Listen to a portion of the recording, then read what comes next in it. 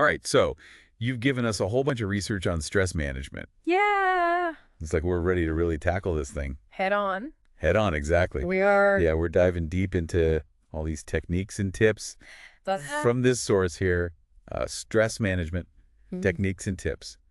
But before we get into like all the actual how-to stuff, right. maybe we should take a sec to think about what stress even is. Yeah, it's easy to think of stress as just like a bad feeling. Right. But it's your body's natural alarm system. It's supposed to help you deal with like challenges, right?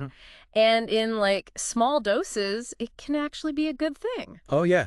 Like think about, that burst of energy you get when you're trying to meet a deadline or something. Totally. Yeah, it's like that little boost to get you across the finish line. Right, exactly.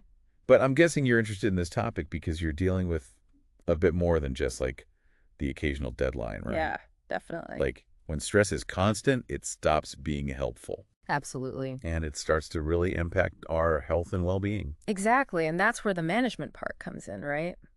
And the source, it really emphasizes that the first step is figuring out what your personal stressors are. Okay. Because we don't all experience stress the same way. That makes sense. Yeah. Yeah. They list out some of the, usual suspects. Work, money, relationships. Oh, yeah. Even just scrolling on social media. All day long. Yeah. All day long, yeah.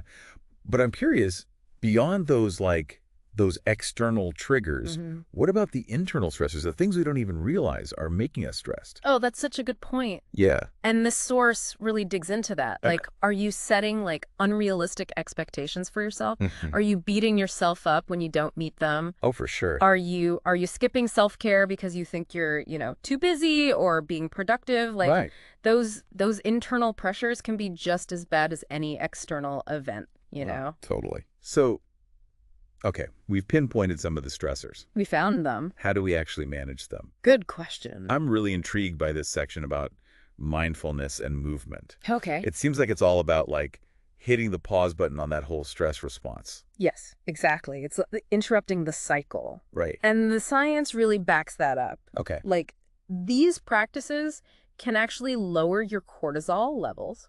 Which is this? Cortisol is the main hormone that gets released when you're stressed. Oh, okay. So think of it like the gas pedal in your stress response. Okay. Mindfulness and movement, they help you ease off that pedal a little bit. Oh, I like that. That's a good analogy. Yeah. They have some specific techniques in here. Yeah. Like breathing exercises. Yeah. And the 5-4-3-2-1 grounding technique. Have you heard of that? Yeah, where you focus on your senses. Yeah, exactly. Yeah. I have to admit, I used to be a bit skeptical about all this stuff. Yeah. But I actually tried that 4-4-6 breathing exercise during a work meeting. One of those where you can just feel the tension rising. Oh, And yeah. it really helped me to calm down.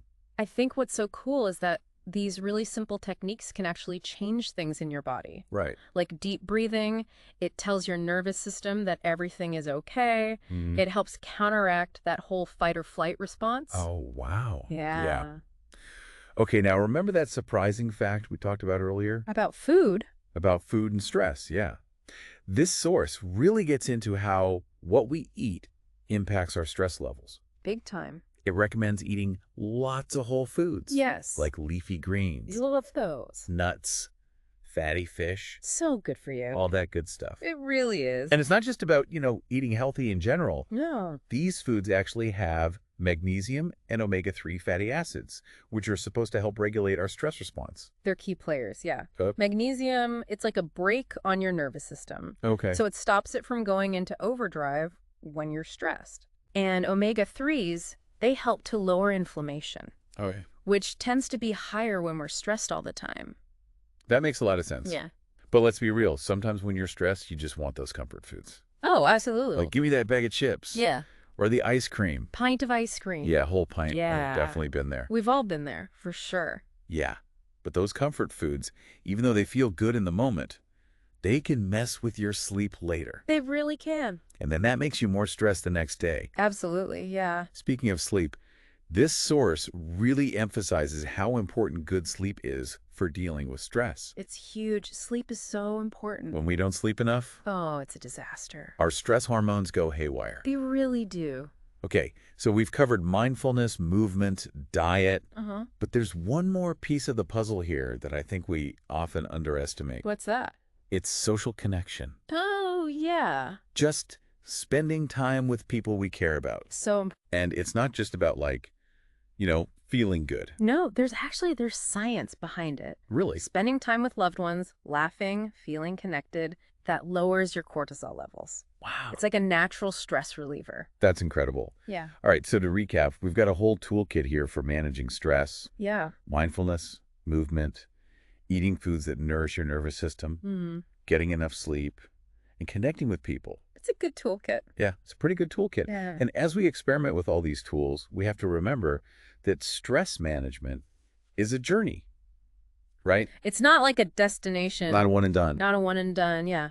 Pay attention to what works for you, you know? Yeah. Your body's unique. The things that stress you out are unique. Right. So your way of managing stress is going to be unique too. Totally. So keep exploring, keep learning, and be kind to yourself along the way. Great advice. Yeah.